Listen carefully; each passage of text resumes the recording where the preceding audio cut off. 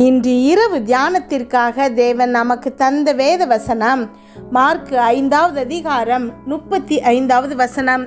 அவர் இப்படி பேசி கொண்டிருக்கையில் ஜெப ஆலய தலைவனுடைய வீட்டிலிருந்து சிலர் வந்து, உம்முடைய குமாரத்தி மரித்து போனால் இனி ஏன் போதகரை வருத்தப்படுத்துகிறீர் என்றார்கள்.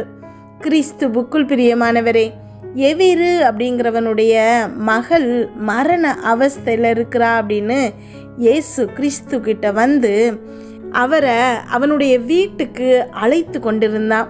அப்போ முதலாவது ஒரு ஸ்திரீ குறுக்கிட்டு ஒரு அற்புதத்தை பெற்றுக்கொள்கிறாள். இரண்டாவது ஒரு செய்தி இயேசு கிறிஸ்து அங்கே பேசிக்கிட்டு இருக்கும்போதே வருது. தேவ பிள்ளையே, தேவனோடு நடக்கும்போதும் தேவ சத்தம் கேட்கும் போதும் சில நேரங்களில் நம்முடைய வாழ்க்கையில் வருகிற போராட்டங்களை குறித்து கலங்க வேண்டாம். காரணம், தேவன் உங்களோடு இருப்பது ஒன்று போதும். எவிரிவின் மகள் எப்படி ஒரு அற்புத சுகத்தை பெற்றுக்கொண்டாலோ அதே மாதிரி உங்கள் வாழ்க்கையிலையும் தேவன் அற்புதம் செய்ய போகிறாரு. முடிஞ்சு போச்சின்னு நீங்கள் நினைக்கிற விஷயங்களை தேவன் உயிர்ப்பிக்க போகிறாரு. ஜெபிப்போமா? எங்கள் அன்பின் பரலோக தகப்பனே, இன்று முழுவதும் என்னையும் என் குடும்பத்தில் இருக்கிற ஒவ்வொருவரையும் பாதுகாத்தீங்கப்பா. உண்மை நன்றியோடு துதிக்கிறோம் அப்பா, ஸ்தோத்தரிக்கிறோம்.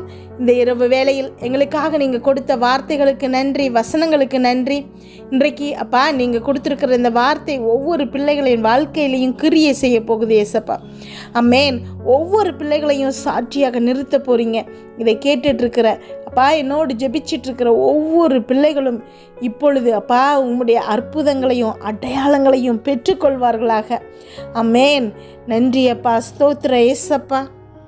என்னோடு ஜெபிச்சிட்ருக்கிற நீங்கள் உங்கள் வாழ்க்கையில் எதெல்லாம் முடிஞ்சு போச்சுன்னு நினைக்கிறீங்களோ, இல்லை மற்றவங்க உங்களை பார்த்து அவ்வளவுதான், இந்த காரியத்தில் இனி இவளால் வெற்றி பெற முடியாது, இவ வாழ்க்கையில் இந்த காரியம் முடிஞ்சு போச்சு, இனி இவளால் இந்த வாழ்க்கையில் வெற்றி பெறவே முடியாதுன்னு சொல்கிறாங்களோ, அத்தனை காரியங்களையும் தேவன் இன்றைக்கு உயிர்ப்பிக்க போகிறாரு.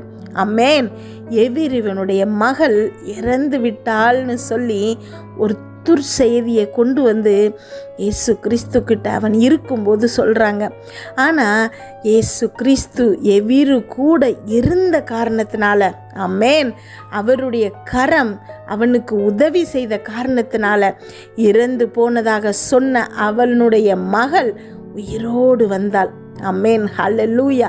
இன்றைக்கு என்னோடு ஜெபிச்சிட்ருக்கிற நீங்கள் உங்கள் வாழ்க்கையில் எதை இழந்து போனீங்க, எது உங்கள் வாழ்க்கையில் மறித்து போச்சு, அவ்வளவுதான் அப்படின்னு யோசிக்கிறீங்களோ, அந்த காரியங்களில் இயேசு கிறிஸ்து உங்களோடு இருக்கிறதுனால, அம்மேன், ஹல்லேலூயா, அவருடைய கரம் இன்றைக்கு அதை உயிர்ப்பிக்க போகிறது.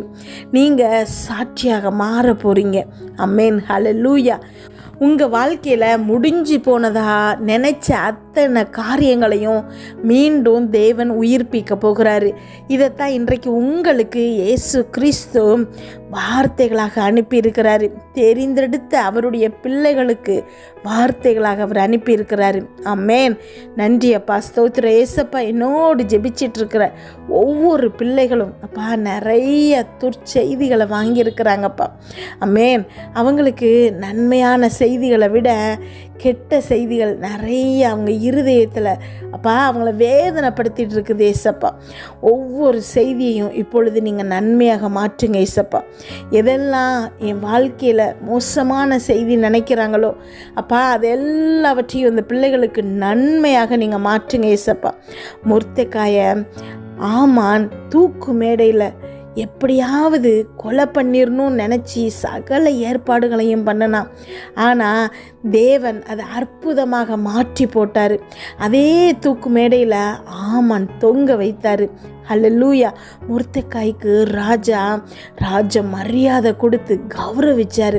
இன்றைக்கு உம்முடைய பிள்ளைகளை அசிங்கப்படுத்தி அவமானப்படுத்தி ஐயோ இவங்களை பட்ட வேதனைகளை அப்பா ஸ்தோத்திரம் அப்பா, நன்றி ஆண்டவரே, கண்ணீரோடு இப்போது ஜெபிச்சிட்டு இருக்கிறாங்க ஏசப்பா.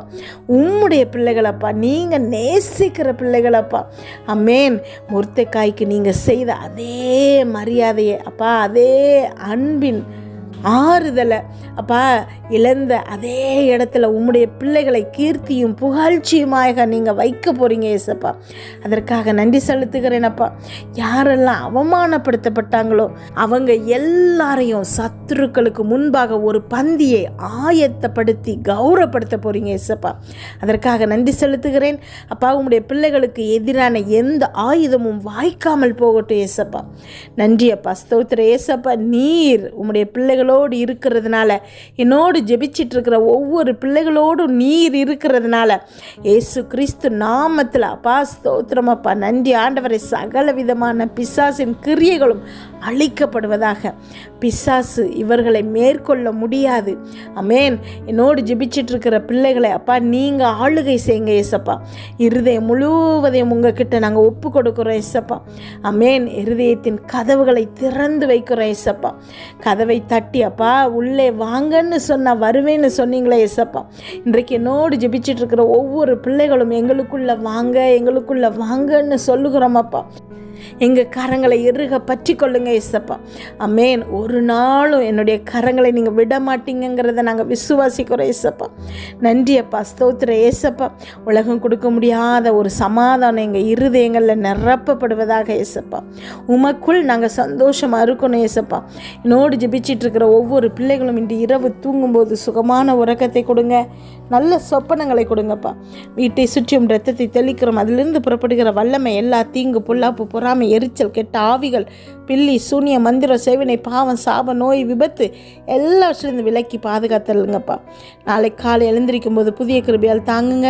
இதை கேட்டுக்கொண்டிருக்கும் ஒவ்வொரு பிள்ளைகளின் இருதயத்தையும் உடைய கிருபையினாலும் சமாதானத்தினாலும் நிரப்புங்கப்பா. இயேசு கிறிஸ்துவின் மூலம் ஜெபம் கேளும் நல்ல பிதாவே. ஆமேன்.